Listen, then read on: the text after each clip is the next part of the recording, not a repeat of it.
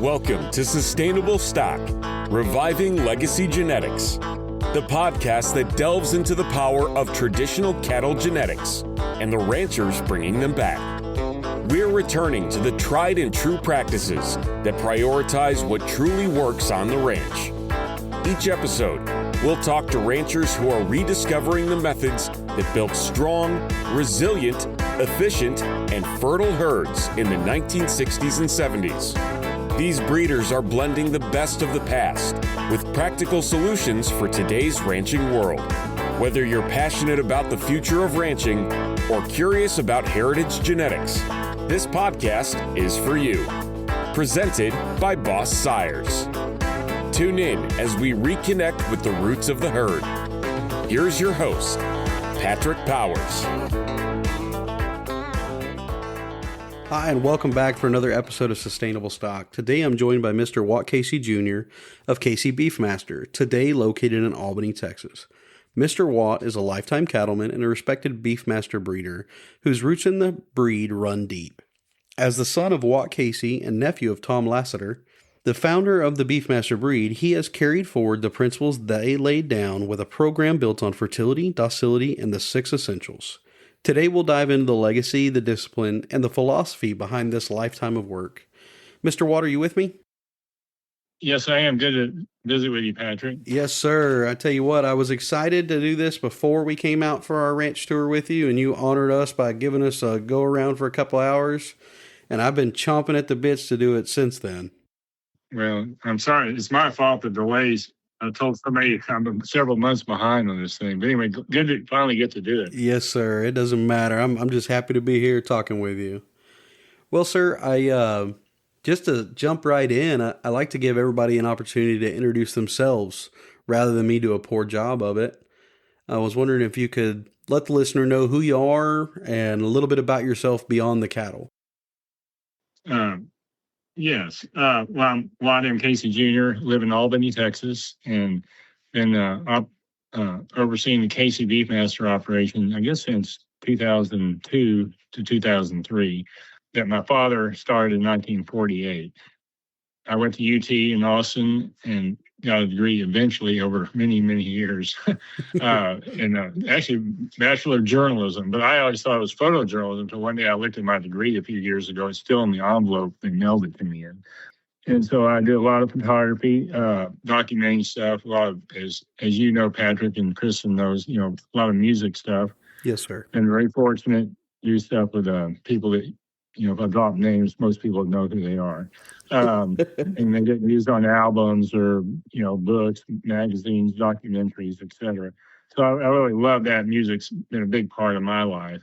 And then, but I have lived in San Antonio. My father was born in San Antonio in 1920. And I lived in San Antonio numerous years and had a business there for about 15 years. Well, a photography business, but also I had a popcorn business, so totally unrelated to ranching. Anyway. No, that's great. Those are the little kernels of truth that let us get an idea for who we're talking to. Anyway, been very blessed, and life has basically been good. Have much to be thankful for. So that's wonderful. Well, I guess the best place to go would be the founding story of the herd and the operation itself. Okay. Again, Dad started in 1948. Tom Lasater married Dad's sister, Mary Caroline Casey. And, they got married December 7th, 1940, a year before Pearl Harbor. A kind of funny side note, they met at Texas A&M. Aunt Mary was there, and Dad was there in school. I guess he was in school. And Uncle Tom came to some cattle meeting, and so Dad said he kind of chaperoned them on their first date. 2 weeks later, they were married. And anyway, they had 6 children. Most of them are gone, except for a couple of them now. But anyway, Dad started with his brother-in-law, Tom Lasater's Beefmaster cattle, and all of our cattle came. They were all Tom Lasater cattle. Dad never purchased Beefmasters from somebody else. So that was good. Uncle Tom and Dad, of course, very intelligent men, and Dad really liked the simplicity of Uncle Tom's ideas when it comes to cattle. Um, there's so much foolishness that's going on, and it's kind of interesting because there's so many things that are being done now that people say, "Oh, you've got to do this, you have to do that," and we really don't. We just do very, very little of that stuff that people are talking about. Almost zero, to be honest about it. And I'm referring to Casey Beefmasters now.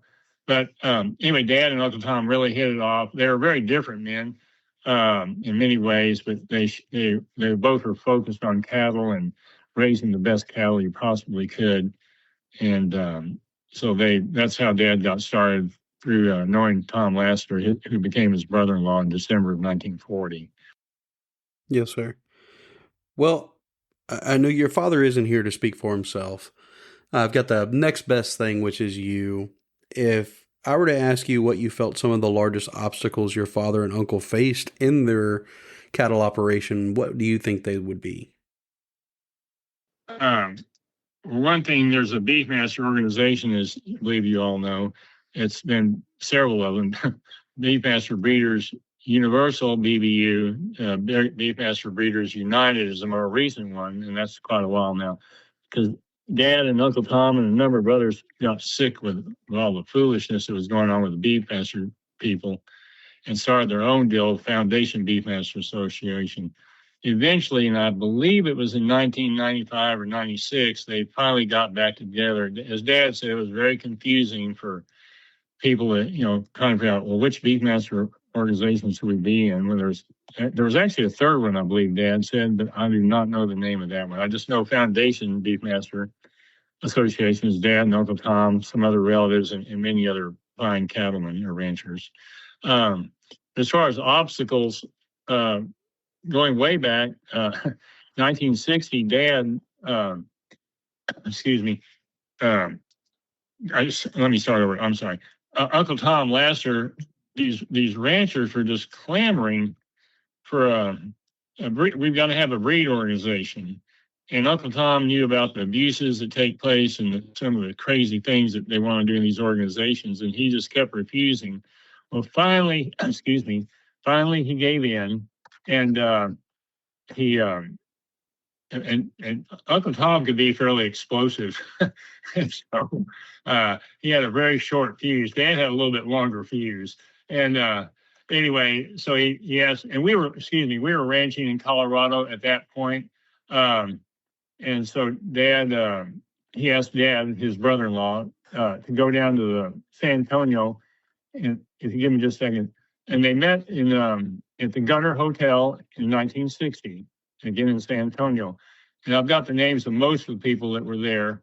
And Uncle Tom wanted Dad to try to make sure they didn't come up with too much stuff that was just ridiculous. And so Dad was there at the foundation meeting of the Beefmaster organization. Anyway, I could rattle off the names of the people. None of them are alive now, of course. Walker, I will say one thing. Walker and Virginia White lived in the Mason area, and Uncle Tom had an experimental herd there. Now this was a while back, not recently, obviously, and quite a while back. And with the thing going on about screwworms, and I don't remember if I mentioned this when you all were here with Grant, but Uncle Tom was probably the first rancher to really insist on working with nature, and he became quite famous for that. And as he said, nature is smarter than all of us. I believe I'm quoting him accurately. Dad, Uncle Tom told Walker White, his good friend in Virginia, do not treat these cattle for screwworms. The cows will lick them out. And I've told that to several ranchers here in the last month or two or three with all the screwworm stuff going on today. And they just couldn't believe it. But they never lost one animal. During this was being this, I think this was in the 60s, because screwworms were pretty prevalent. And then they were dropping those sterile flies out. You may be too young to know this, but I'm older. I've read a couple articles related to it as of late. Yeah, planes would fly over and you'd see them fly and drop these boxes out with these sterile flies to try to help with the screwworm problem. But anyway, that's a little bit of a sidebar. As far as Dad and obstacles, or even Uncle Tom, of course, the Depression was a major obstacle. for everybody. And Uncle Tom forged ahead, and as Aunt Mary was a tremendous support to him, coming from another somewhat, I hate to say it, but we're something of a well-known ranching family, the Matthews and Reynolds. Anyway, so it was a good mix, and then Dad really liked what Uncle Tom had come up with these Beefmaster cow, and I believe I have this correct. He put some Uncle Tom's Beefmaster bulls on he has some little Jersey cows, of course, tremendous milkers, and they just raised some tremendous calves, and that caused attention. And then little by little, Dad started purchasing bull on Uncle Tom's Beefmaster plan, a bull a year. But also, he started buying cows, Lasater Ranch cows. And some of them he got, like one group of cows he got from somebody that had purchased them from Dad. And this was when we were in Laredo. They didn't purchase them from Dad, they purchased them from Uncle Tom, excuse me. And he was going to send them to the auction barn, or sale barn. And Dad said, well, can I pregnancy test them? And if they're pregnant, I'll buy them from you. Of course, back then, they were probably pretty reasonably priced. Anyway, so Dad bought all the ones that were pregnant from this gentleman, and got them on the ranch. And as he said, man, they were wild. And the six essential with disposition, then Uncle Tom came up with the six essentials. Disposition was the last one that he added a little bit later, and he realized how critical that is. Maybe in result of that exchange there, huh? Well, yes, that'd be part of it. That may have been why he sold them. It may have been why he sold those cows, getting rid of them. But anyway, Dad said, of course, they were his horseback. Dad said you could just angle up at a real slow pace on a horse. You couldn't just ride up normal because they would just take off running.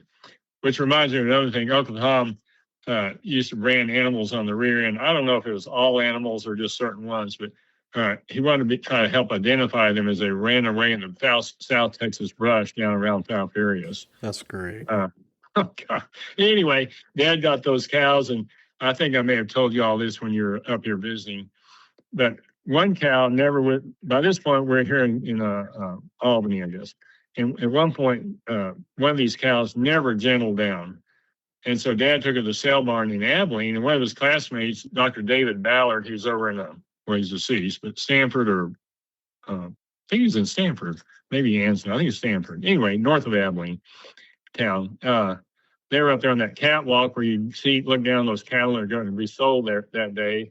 And he saw, Dr. Ballard, David saw this cow just jumping from pen to pen.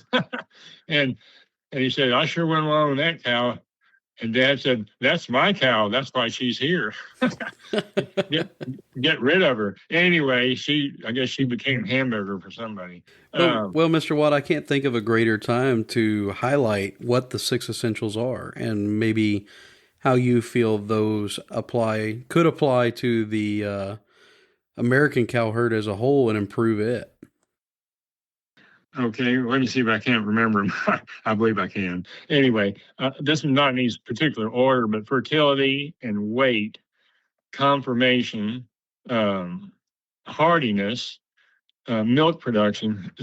How many is that? Weight, milk production, hardiness, fertility, conformation. I believe that's 5.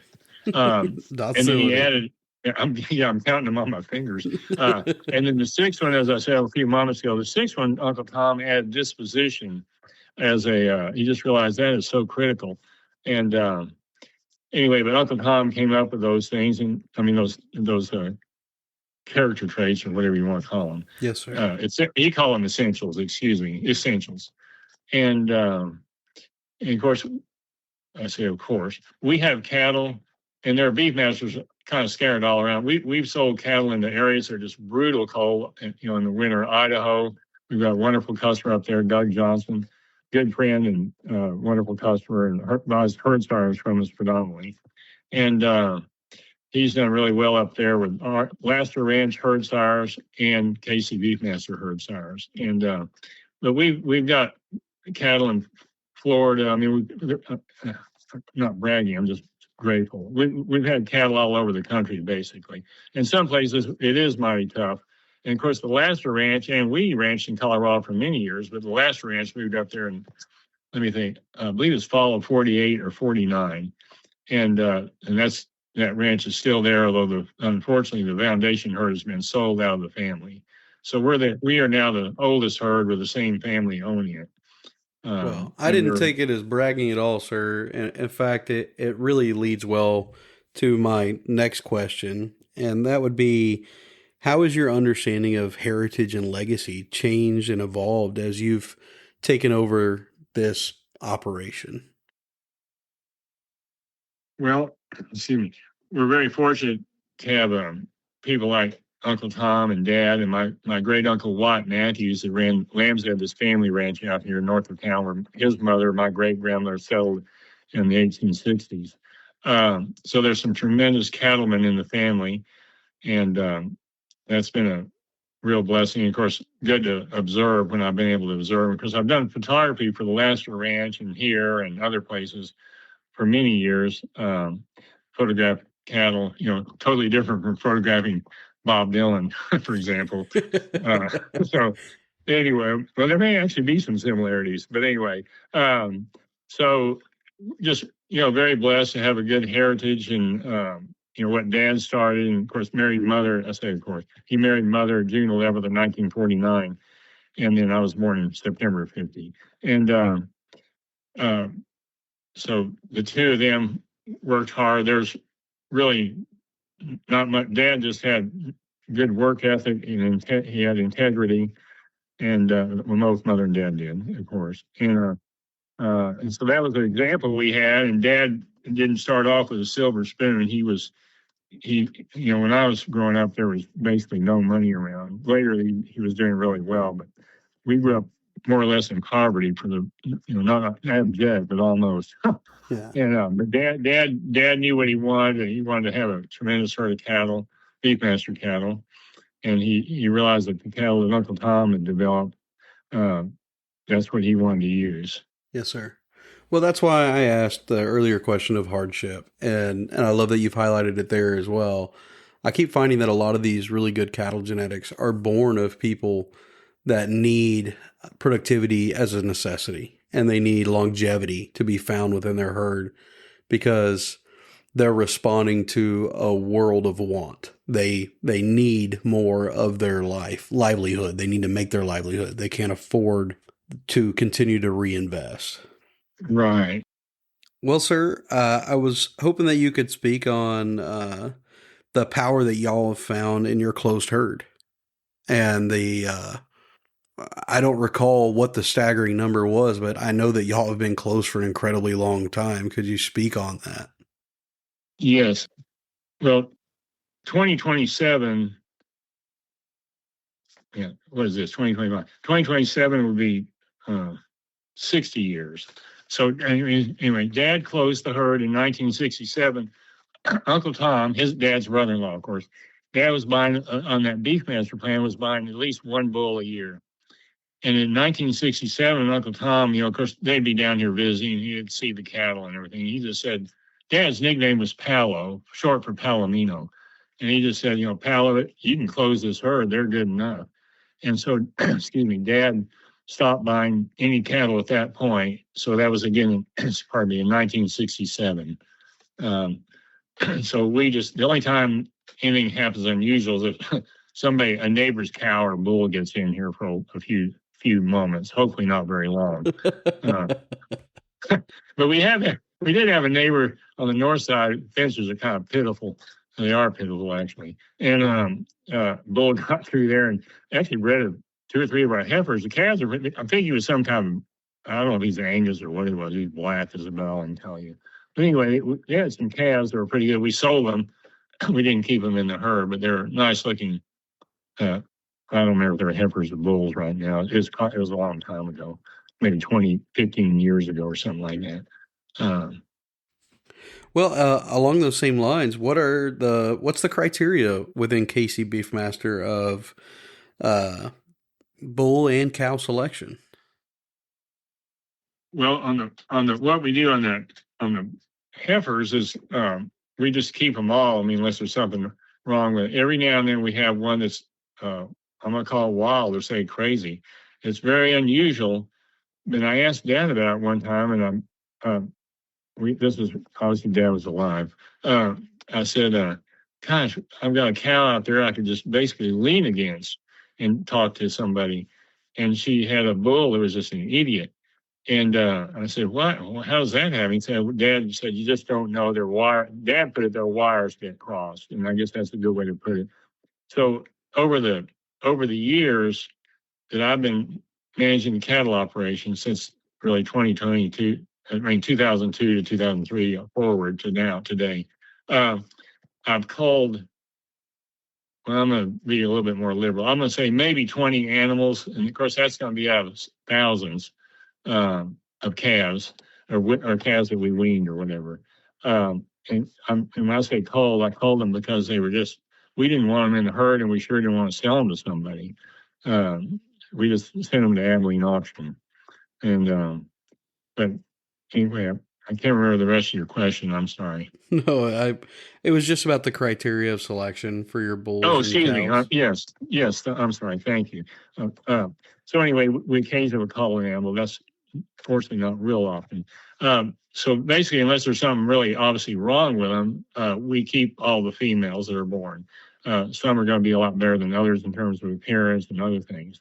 And on the bulls, what we do with them, excuse me, is we, well, when we, for example, this year when we weaned the bulls May 28th, we did, I called 16 real light weights, weaning weight, excuse me, and then the next week we called about another 8. There was a few more light ones, and also we were looking at tests. Some of them had very small testicles. So no, let's just get rid of them. Even though as you all know, this year we had a tremendous amount of rain, so the ranch is just fabulous shape, and what a blessing that has been. But anyway, I called 16 and 9, I guess, whatever that is, 25. And I think we started with about 115 bulls or something like that. And then, so we raised those bulls, and part of the weaning process is an animal, whether it's a heifer or a bull, they need to eat pellets out of our hands. As Uncle Tom said, part of the gentling process, that's their ticket to get back out on grass. And I think, as you all know, but maybe many people don't know, we do not do creep feeding or whatever all these things that people do are with their cattle when they're weaning. We don't do any fence line weaning. We separate the cattle, the mothers from their calves. We do the heifers usually one group, obviously, and then we'll do the bulls in the next group. And we'll weigh them and get a weight on each calf, and then after that we'll take the mothers away. And so no fence line weaning here. And then we put let's say we're talking about the bulls. All the bulls will be in a certain pen right there by that loading chute when you're over here, and we start gentling them with getting them to eat pellets out of our hands. And one of the tricks we do that Dad or Uncle Tom came up with, is we use wire stays like you might use on on a barbed wire, 5-wire fence. And we can put a pellet in the end of that and extend it out to the calf's mouth or whatever. And so that a lot of times they'll start eating those pellets, and we just work it into where they're taking them from our hands. And I keep track of how fast. Usually it's about the first day, because we might have to weigh them and take the mothers away, so we don't have as much time, but we'll start gentling them. And even the first day, there'll be a good number of them eating from our hands. And by the end of the second day, basically all but a handful, and I keep track of the exact number of the bulls, like 105 or whatever it might be, that do not eat pellets from our hands. And then they go back out on grass. And of course, this year was wonderful, as I mentioned a few moments ago. We've had so much rain that they weren't going down to a pasture. It was just dirt. There's a tremendous amount of grass waiting for them. But that's kind of the process. And then we got yearling weights on the bulls the other day, and we had their testicles measured. And I called a handful of bulls, 13, I believe it was. Yes, it was 13. Their testicles are a little bit small, and I thought, I just don't know if they're going to grow out. So we just got them off the ranch. And so we have 70 bulls left. we're going to keep 9. We'll select 9 of those for herd sires, and then then we'll start selling them. And October 18th, Donnie Robertson, and I think Grant, maybe you know him too. Donnie does our scanning. He has for a number of years. He's wonderful. Yes, sir. And he'll scan the bulls and the heifers on the 18th of October. And then once we get the information back from Cup Lab up in Ames, Iowa, we'll plug that data in, and then we'll select our herd stars. And we're going to keep 9 this year because we have about 92 heifers. So we'll keep basically 1 to 10 is the ratio. Yes, sir. Well, when we were there, you spoke about the act of scanning, how you like to do it on an empty stomach, correct? Or on grass base alone, because yes. Could you expand that? I think that would be a great note for the listener. Yes. They've had a few pellets, but that's usually when we're telling them to new pasture, we'll give them Absolutely. a few pellets. Yes, sir. But as far as, no, they're raised on grass. And of course, the ladies up there at Cup Lab that crunch this stuff, they know all that. Donnie, of course, tells them that, Donnie Robertson. But they already know it in our case. No, they haven't been fed. And I've had kind of a friendly argument with some people online about that in some Beefmaster group. See, I just said I call it false data, and people are trying to defend it. But I say we want to know what the cattle will do, not without feed. We know what they'll do if you give them feed; they'll be tremendous. But we want cattle to do it without feed, or being fed prior to scanning. That is. I like it. So anyway, we're very important, and we'll see. But for the most part, we have, I think, the highest IMF herd in the breed. Obviously, there's individuals with higher IMFs, but most of them have been fed to beat the band, and so we don't concern ourselves with that. We're interested in what the herd as a whole will do. And Donnie, and I think I've said it to y'all before, but Donnie, every year when he's here, he says these cattle scan better than cattle that have been on feed. He's seen. I won't name them, but he's seen a lot of these obese bulls that they scan because they puff them up with feed, and then they scan them, and then they do whatever they do with them. I don't know. Yes, sir. Something. Well, to move on a little bit, I was wondering if you could speak on your very short breeding season. Yes, thank you. Dad was using a 45-day season for years, and then he shortened it to 30 days in 1977. And there were some years that he used a 25-day season. Last year, we used a 28-day season, and going back to 2014, that was one of the driest years on record. We had about I wrote it down. Let's see, 16.94 inches of rain or snow or ice or something. So it wasn't a whole lot. There's a lot of dirt out there without grass on it, I mean. Yes, sir. And I talked to Dad about we shortened the breeding season to 25 days. We've never run it shorter than 25 days. And so in March of 2015, Tom Eccles, wonderful veterinarian, did the bulk of our veterinary work for many years. And he and his wife also ranch. They raise Hereford cattle over in Breckenridge, Texas. Well, anyway, I told Tom, Don, we use a 25-day season, and he just kind of groaned. And then he started checking them, and when he was all done, the cows, 89% of them were pregnant in 25 days. And on the heifers, we left it at 30 days because the bulls and the heifers, it was their first time to be together, and they were all virgin prior to getting pregnant or whatever. And they had 78% pregnant in 30 days. And so it was just kind of incredible. Dad said, congratulations. I didn't do anything. We just put the bulls out. And then one of my brothers asked what we did. And I said, nothing. We just hauled the bulls out and unload them, and there they go. So it was pretty amazing. It was just kind of a staggering deal.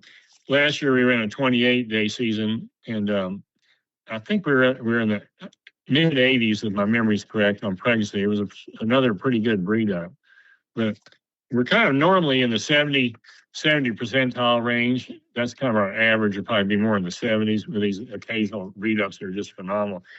I've been told by people that I believe would know they know this herd, and they know the Beefmaster breed pretty well, that we've got the most fertile herd in the Beefmaster breed. And I would bet nobody would question that. We might, and I don't know this, of course, but we might have the most fertile herd in a whole bunch of breeds. But definitely in Beefmasters. Well, I love the language you've adopted, sir. You speak on your herd as a whole, and you reflected on that earlier, how y'all aren't seeking one prime individual. I think there's a lot of strength to be acknowledged in that you demand everything from all of the herd, not just individuals. Yes, that's a good way to put it. One of the things you made me think about is we're interested in having functional cattle, or Dr. Bonsma talked about functional efficiency. And some of our customers, the long-time customers, have said, these cattle are examples of what Dr. Bonsma talked about, being functionally efficient. There's just no way to take these obese bulls or obese females out in a real ranching environment and do what we do here. I mean, we just don't do much for our cattle. They don't look as pretty in some respects, although some of them look good, but not all of them. Yes, sir. They may not look good, but as long as they're raising good calves. And going back to what Uncle Tom said, and he did not want to. Tom Lasater, founder of the Beefmaster breed, did not want to know who the mother was. Of course, he knew who the mother was, and he didn't want to know who the sire was. He could care less. Everything was multi-sire, and that's the way we do it. It's very interesting. I've had a relative tell me we need to DNA our cattle so we know who the sire is, and this stuff. It's just more stuff to do. And yes, I realize a lot of people want that, but most people, if they're getting our cow, the bulk of our customers, if not all of them, they don't care about who the sire is. They just want good cattle that are functional and will do well. Well, when it comes from a close herd such as yours, and they're an impactful and powerful herd, and you demand everything of all, you know that no matter who the daddy was, you're getting something that's of value. Yes, and I hope that's right. I mean, we think it's right, and I guess our customers do. The Killen family, when we were in Laredo from 1951 until 1958, the summer of 58, we moved to Colorado right when the drought broke. And but the Killen family is a wonderful family. Dad dealt with the Radcliffe. O.W. was the last. I'm trying to think. Well, he was Radcliffe's father. David's my age. I think he was born in 52 or something like that. And that's who I talked to now. But they're our oldest customer. They like the Walker family in Aguiladas down in the Laredo area. They both purchased hundreds and hundreds of bulls for their ranches. And that they realized the value of these cattle, and Dad, they were very gracious to Dad, when we were down there leasing. And then, of course, then we moved to Colorado about the time the drought broke. They went up there, and Dad had to deal with a whole other problem, the cold weather. But anyway. Well, sir, not to move you away from it, but there's a theme that keeps reoccurring to me, and it's the fact that these cattle have the longevity present within them, that they have the ability to impact multiple generations of cattlemen. Could you speak to that? What is the longevity found within your herd, and how long are these cattle good mothers and good bulls? Well, that's a great question. On our herd sires, what we do with them is after 3 years, they're automatically rotated out, and we sell them to somebody. And then on the females, basically, as long as they keep getting pregnant in that short season, they stay in the herd. There may be a handful, maybe I should call it, because the calves aren't quite as good or something. But anyway, that's their ticket to stay in the herd, basically, is just get pregnant and have a good calf or a decent calf.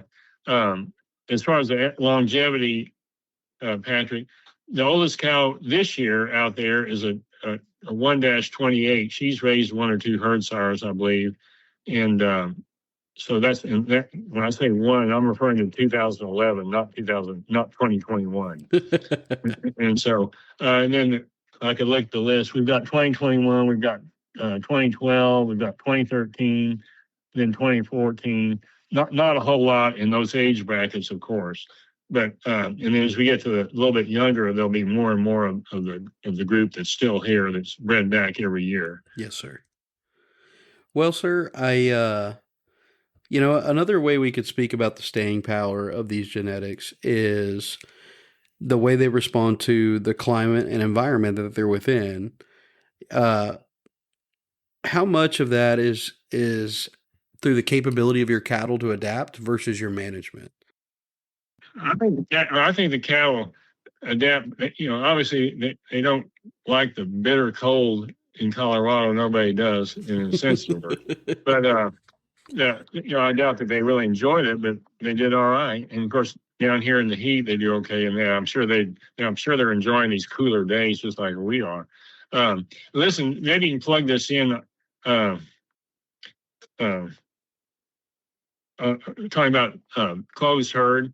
One of the things Dad said with our closed herd, we don't get the big pop when we cross our bulls with our cows because, as Dad said, our herd being relatively small, around 200 to 220 cows right now, they're all loosely related to one another, loosely.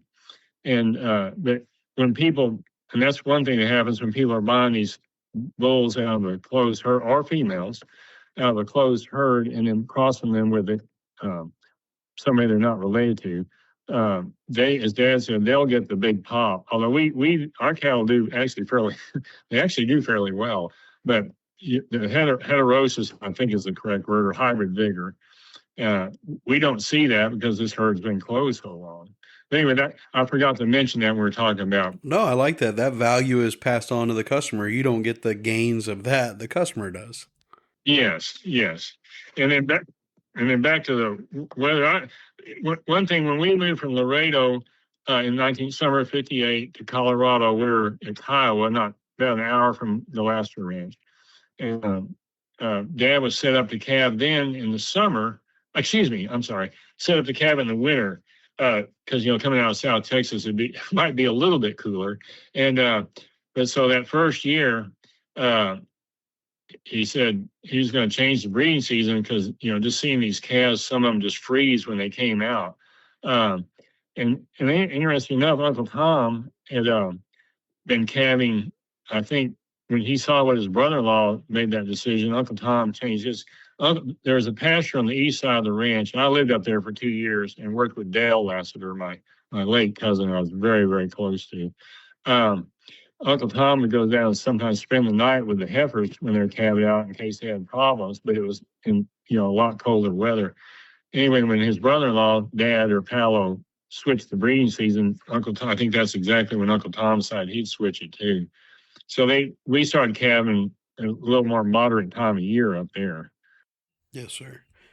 Well, to return to many of the themes of my last question for you and the cattle's ability to adapt.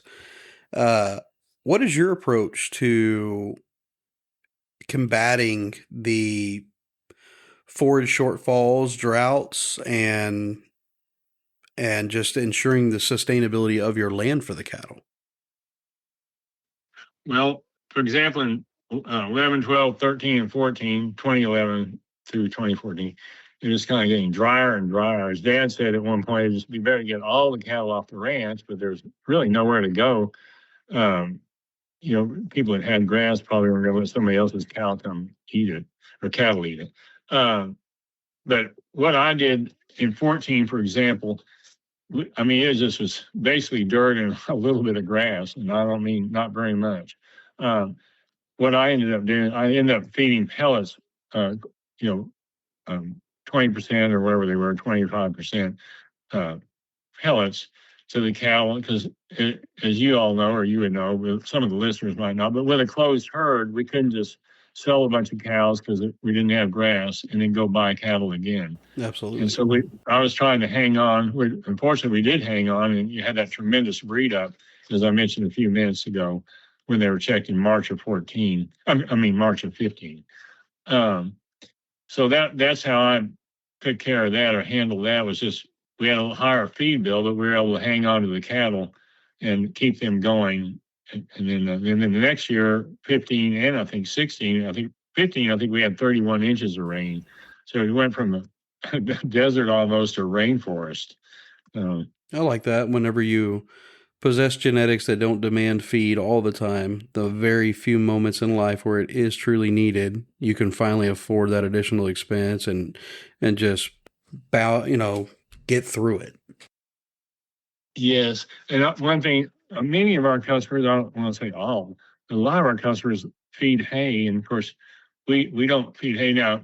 We've got some bulls, herd sires are around the barn, so they're actually getting some hay. But the rest of our cow have no idea what hay is. And in my opinion, because we don't feed tremendous amount to begin with, hay is an expensive way to ranch, and so I like we just that. we don't. It maybe if somebody has a hay field that they own it themselves and all the equipment, well, that might be different. But we don't. And Dad never wanted to be a farmer. He wanted to be a rancher. And if he in Colorado, he did buy hay from neighbors that had hay fields, I guess, and alfalfa hay. But anyway, we really don't use hay. Okay.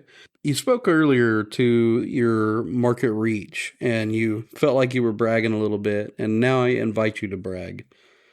How far have they gone? What have you felt they demand for not just Beefmaster alone, but your Beefmaster genetics has been, and how has it changed over the years? Well, the fathers have gone as Dad, and I think it was 1974. It's either 74 or 75. I think maybe 75. They went to what was Rhodesia, now Zimbabwe, in north of South Africa.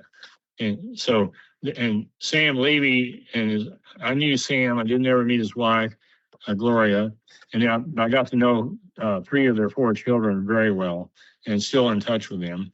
Sam and Gloria are deceased now, but Sam had done very well, and so instead of putting them on a boat, he just flew them over there, and had them flown over there, and he introduced the breed to Africa. And they lived in Harare, but then he owned lots of land and whatnot, and he introduced the breed to Africa basically. I think semen I believe this is correct. I think semen had been sent to Africa before, but not live animals. And so, and probably to South Africa, more than likely. So this is a prime time really get a really good group of cows and some big bulls over there. And Sam Levy, had this big deal and introduced the breed, and he got Dad to fly over there and talk and all that kind of stuff. And but that's the fathers. We have people here very close to us that buy cattle, but we've been very fortunate. Of course, Mexico. Semen goes to Colombia and Mexico and different places around the United States. Maybe Argentina. I'm trying to think where else it goes in South America. But then, and our cattle have gone. I don't know, Florida, Idaho. Somebody in New York bought. I can't remember if he bought. I think he bought semen though in New York. I don't think he bought a live animal. So they're definitely wide-reaching. Yes, and we're very fortunate. You have a lot of customers, of course, in Mississippi, Alabama, Tennessee, just kind of all over. Arizona. I think we've had them go to California, but nothing real. Not recently that I can remember. Well, Mr. Watt, there's no secret that you're a very inviting person and you're willing to always have a good conversation. What are some of the reports back you've gotten? Well, I think most of the people that support us love the disposition, but in particular, one man who's familiar with this herd about 2 or 3 years ago, said, "Your cattle are so gentle, they're a nuisance." And we'd rather have them be a nuisance than wild. Absolutely. That's great. I probably have a few quotes here somewhere. The people that get them, for the most part, they continue to buy them. So that's... I guess that would be the largest review ever, huh? A one-time customer and repeated is about as good as it gets, huh? Yes, and so we're fortunate on that. I do have a few quotes. Bill Dodson's a good friend. He's in East Texas, and he purchased a herd sire from us, and he referred to him as an outstanding bull. He has produced some of my best quality calves. And then Dan Glenn's over in, where's Dan? Oh gosh, great guy. I think they're in Georgia. I should know it. I'm drawing a blank. Fitzgerald, Georgia. That's where they are. He said, looking forward, this was July of 2024. They had me go speak at a grass-fed thing over in Fort Worth and take one of my girlfriend cows down there with her calf and a herd sire. They had some kind of pen set up, obviously. Yes, sir. And he said, looking forward to having those girls here at Deep Grass Graziers to strengthen our crossbreeding efforts. Thanks for sharing. We admire your program and are thankful for the opportunity to utilize a lifetime of culling for fertility and environmental selection to expedite our progress. No nonsense cattle. And then, oh gosh, Galloway Ranch, South Pole. They're over there in the south somewhere. Can't think where. Well, Casey, thank you and your family for breeding honest cattle. I could read you a few more of those. But anyway, that gives you a little idea. I love it. Thank you for having those, sir. Well, I keep a few of them. There's probably others that say things. I don't get them written down. But we're very fortunate to have people. One thing is about repeat customers. Not everybody buys cattle again, but a lot of them do. Of course, somebody with a small operation or smaller operation, they don't necessarily need a bull every year. And I encourage them to keep using them as long as they want. So that's, but when they need a bull, most of the time they're going to come back here and get one. So that's, very fortunate for us. And yes, sir. Of course, I'm fortunate to have these some wonderful friends, through the cattle business, gotten to know a number of them quite well, actually. Yes, sir. And so, anyway. Well, to make a little shift in our conversation, I mentioned just how welcoming you were as an individual. When we came to your ranch and rolled in the driveway after getting your, as my wife would refer to them, Lewis and Clark directions, turn left at the tree, go down past this, do a circle, clap your hands, there'll be a large oak, drive past it. Well, yeah. So after giving those, we arrived in your driveway. You greeted us, and one of the first things you did was hand us 3 books. 2 were of the Lasater works, and 1 was yours individually, and it was My Guitar is a Camera. I was wondering if you could speak on, you've alluded to it, some of your work and your passion with your photography. Well, yes, I've been fortunate over the years. I can strum a guitar, a few chords on it, but nothing too exotic or too good. And maybe I'd have gotten better, but whatever. I lost the end of one of my fingers tying up a milk cow years ago. Maybe God didn't want me to play guitar. Anyway, so I started taking photographs, and of course, living in Austin. Actually, backing up a little bit. What was it? May the 10th of 1970, I believe it was, or May the 12th, maybe. Jimi Hendrix was playing in San Antonio at the arena, and a good friend and I from college were sitting there. I don't know, maybe in the 15th row, right in front of him, more or less. And he started doing the Star Spangled Banner like he did at Woodstock in 1969 or 68. And so we jumped up, put our hands over our hearts, and he pointed at us and said, "All Americans stand."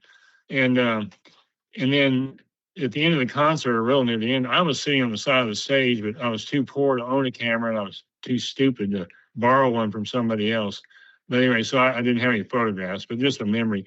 But anyway, in Austin, got to be friends with Stevie Ray Vaughan, and of course, this was before he was famous and before he got clean. He was clean the last 3.5 years of his life. And but I would shoot photos of Stevie and his band, and then take them to his house there in South Austin, where I live, off of Lamar Street. And so he could look at them and see if they wanted to use anything on a poster or something like that. And Stevie would be sitting there, Stevie Ray Vaughan would be sitting there playing Hendrix songs, for example. And if I'd closed my eyes, or if I did close them, I would have thought Jimmy was in the room. Stevie was so good. I was very fortunate. Anyway, so stuff on Stevie's been used in box sets and records, and Springsteen, Dylan, I don't know, there's just a whole bunch of them. Very fortunate. And got to know Ray Benson, has a band called Asleep at the Wheel. And Ray came down from New York. That band's been going for 50 years. They're just tremendous.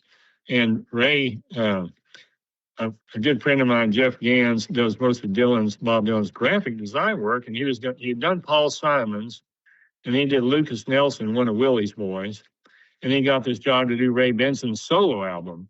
So Jeff came to Austin, and we got together, and I had never met him. 22 years of doing stuff together, putting my photos in Dylan albums, just different things. But I'd never met Jeff. So anyway, we finally met. Had a great time with Ray Benson and got some photos that were used. And that's kind of the most recent thing. I went to see Ray and visit with him on the bus here in Abilene, and also in Waco when he played down there not long ago. So my life has been very interesting, as I tell people. It's kind of amazing in some ways. Yes, sir. I think it's awesome that you've got this adventurous side of you in that, and you definitely have your freed spirit over there, and then the rest of you is devoted to legacy. And I think that's why you're such a unique person to me, sir. Well, thank you. One person I didn't mention, Ronnie Wood, is a member of the Rolling Stones. He has been for 50 years now.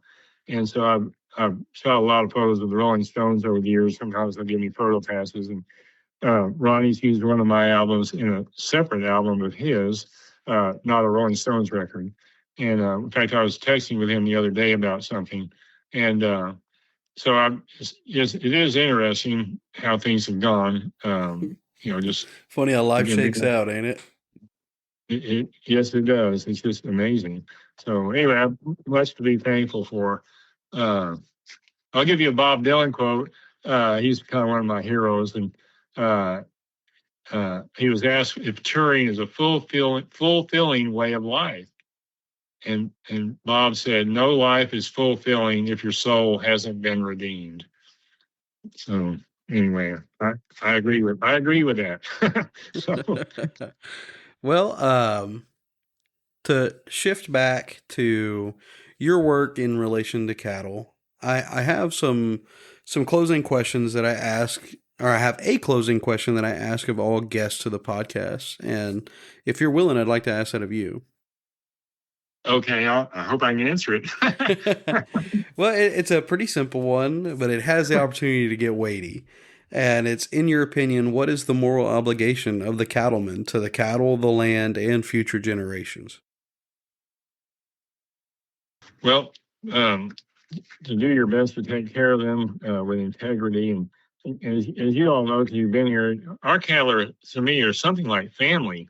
And I'm pretty close to a lot of those cattle. As you know, I have three girlfriends out here, 3 different ages. Yes, and, sir. I've met your girlfriends. They're just spoiled rotten. Anyway, and then, to be good stewards, I think is a good word to use. Try to be good stewards of what we've been entrusted with.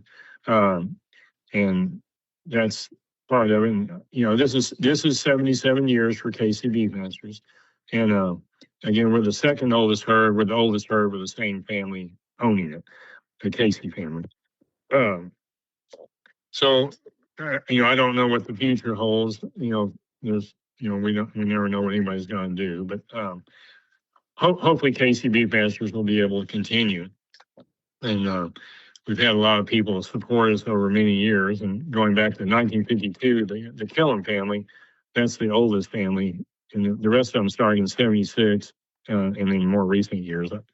So we're blessed to have a lot of longevity there, and try to maintain that and keep raising good cattle, and help the customers, whoever they are, do well with their herds. Yes, sir. Well, if the listeners were to take away one message for today from our interview, what would you hope that it is?